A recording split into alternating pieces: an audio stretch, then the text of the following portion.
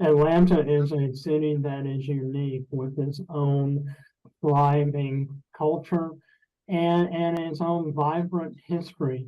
With so many people who live in Atlanta today who may not be from here, as an Atlanta native myself, I always like to share interesting tidbits and facts and figures about my hometown with folks. But we are joined on this edition of ATL Vault here on Atlanta News First, both in our video presentation and our audio podcast. We're joined by Paige Watts. She is a first-time author, but a veteran Atlanta writer, and travel blogger who has written a new book that is now available from Reedy Press, R-E-E-D-Y, Reedy Press, called What's with Atlanta.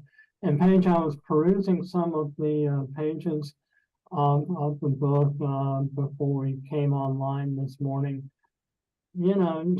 First of all, tell us how the book came about and why you wanted to write it. So I've been writing about Atlanta a lot since I moved here. I have a travel blog and focuses a lot on Southern travel in Atlanta. And I just wanted to do something a little bit more in-depth and long form. And I found Reedy Press has a bunch of these nice local interest titles. And I reached out to them and they suggested this as one of the formats. And I just really liked it because it was like quick facts, kind of like trivia based. So it's like a fun way of presenting Atlanta. Now, how long have you lived here? I've lived here since 2016. But you're not from here. You were born elsewhere, right? Yeah, I was born in Huntsville, Alabama, but my dad's family is from Atlanta, so we like come to Atlanta a couple of times a year, so I was already really familiar with it when I had family in the area, so it was an easy move. What were some of your earlier memories of Atlanta?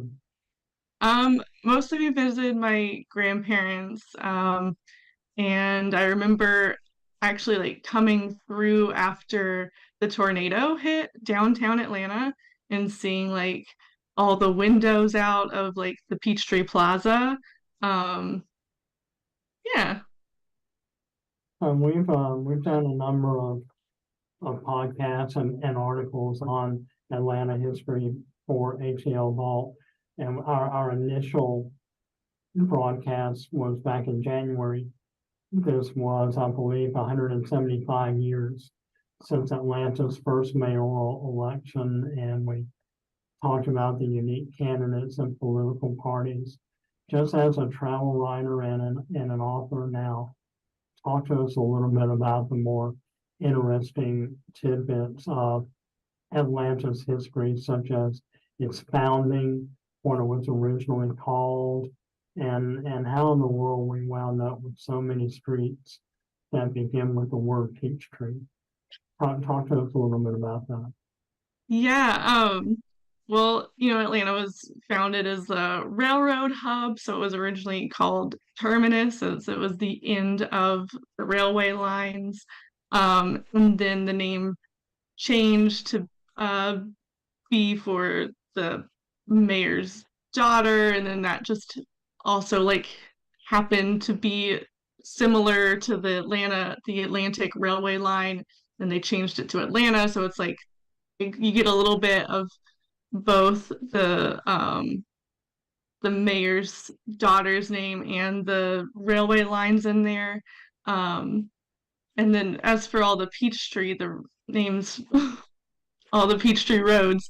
So I that we don't really know where it came from, but the idea is that it was a mistranslation of a Native American word that actually meant pitch tree or like pine tree, and just either the southern accent or a mistranslation just turned into peach, and now we've got peaches everywhere. Yeah, did your research show how many roads there are in Yes. Atlanta with Peachtree? I think it's at like 71. It's a lot of roads. More than 70 around. Yeah. You also wrote about some of the more interesting buildings in the downtown area. Can you talk to us a little bit about the very famous Flatiron Building right in the heart Yeah. of town, right near Five Points, I believe? Yeah, that Flatiron building actually is it predates the famous Flatiron building in New York City. Um and it um it was built, oh, I'm completely blanking on who it was built by, but it actually does predate the Flatiron building in New York City. It's just not as famous and it was built on a small lot, so that's why they had to make it such an odd shape. Because of the lot that it's on in downtown. Kind of a Yeah, tricky lot. If I'm not, I don't, if I'm recalling correctly, it's across the street from the Fulton County Library. Or, yeah, I think so. Yeah.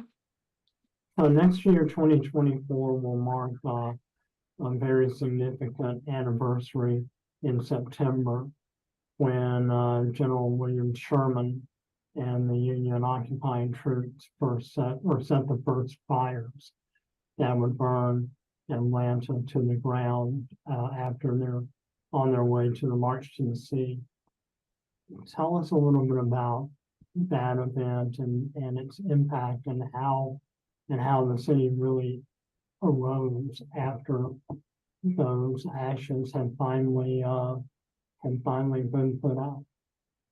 Yeah, by the time that they burned Atlanta, they had evacuated the city, but they set fire to any sort of building or railway facilities that could get supplies, ammunitions to other Confederate armies because they really just wanted to cut off the Confederate supply.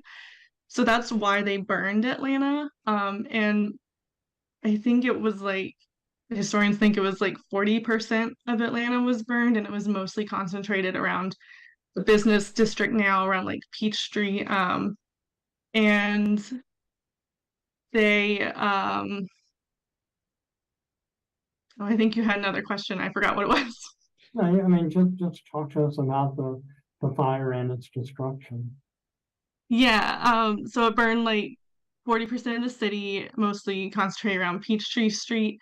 And then after the fire, once Atlanta starts to rebuild, um, the phoenix became the symbol for Atlanta because the mythological phoenix was a bird that was reborn out of the fire, out of its own ashes.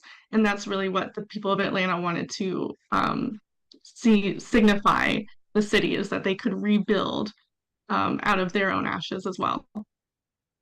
What were some of the more significant events after the Civil War that really set Atlanta apart? I know in 1895 there was the Cotton States exhibition where Booker T. Washington made a very famous address that really outlined his vision for the New South. Talk to us a little bit more about some of the other events that has really brought Atlanta to the forefront of the international consciousness since then. Yeah, you've got like obviously the civil rights movement in the 60s was really big in Atlanta. You've got the Olympics in the 90s that probably put Atlanta more on the international stage. I think it's also really interesting after the Civil War that Atlanta became a huge hub of universities and higher educational learning institutions. And there's just so many colleges and universities in Atlanta. There's some of the first historically Black colleges in the South to open up and to like actually provide degrees for African Americans in the South. And Georgia Tech was very big in the Reconstruction era with engineering and getting into the science and technology of rebuilding Atlanta. And you've got a lot of um, liberal arts institutions too in like Emory for healthcare, and there's just like a lot of higher education that is in the Atlanta area, and that all came right after the Civil War. Just moving forward, what do you think Atlanta's history or Atlanta's future is going to be? 5 years from now, 10 years from now, can you imagine going back and rewriting, this wonderful book called What's with Atlanta with new information, or give us a crystal ball view of where you think the city is going? I mean, there's a lot of ways that it could go. We've got a lot of the film industry coming in. I think there's a lot more technology industries coming in. I think, that kind of would, if I rewrote this 5 years later, we'd probably have some new iconic businesses like to highlight, like Coca-Cola is, and um, I mean, there's a lot of ways that it could go for sure. One issue that is, or one aspect of our daily lives really in Atlanta revolves around traffic. And we all are familiar with the Spaghetti Junction, otherwise known as Malfunction Junction, as the I-285, I-85 interchange in DeKalb County. How did all that come about? I saw, quite a bit of context that you added to that particular world famous Atlanta iconic landmark. How did all that come about? Yeah, I mean, Spaghetti Junction was supposed to ease traffic. It obviously has not done that, but when you just have so many people coming into the city and going around the city, it's hard to make the infrastructure that can handle all these cars. So it does seem like every time they try to fix something, they make it worse. And there are a lot of bottlenecks in and around Atlanta. I really did I went down a rabbit hole of research about like the worst bottlenecks in the country, and a lot of them were from Atlanta, and a lot of them are from around 285. Um, so it's we have a lot of people here, and it's hard to handle all of that traffic. Why do you think Atlanta is a hub for businesses? We have Coca-Cola headquartered here, Delta headquartered here, so many others. And these are businesses that are iconically Atlanta. You don't think of Coca-Cola, you don't think of Delta without Atlanta coming to mind. Why do you think that is? I think, I mean, Atlanta's long been this like center with all the transportation coming through. So in the early days, it was the railroad, and now it's major interstates and Delta and the airlines. And so I think all of that really just established the city as like you can get to the city, you can get um, all of the production from the city, they can send out from here. Um, and I think it's just mostly goes back to Atlanta being established as the transportation hub of the South, and then it's grown from there. We're wrapping up this edition of ATL Vault with Paige Watts. She is an Atlanta travel writer and blogger who's just published her first book called What's with Atlanta. How can people get your book? It's on readypress.com. It's on Amazon. You can find it at bookstores, local bookstores around the city. It's even at Barnes and Noble around Atlanta. Final thought. What is one thing we want everyone to know about it? I just want everyone to love Atlanta as much as I do. There's so much interesting stuff to find here, and from the history to the arts to the fun things to do. I think Atlanta is just a really fun place to live and to visit, and I just want everyone to enjoy it as much as I do. And so do we here at Atlanta News First and ATL Vault. Thanks to Paige Watts, author of What's with Atlanta. And thanks all of you for watching and listening to this edition of ATL Vault. on Atlanta Newsrooms.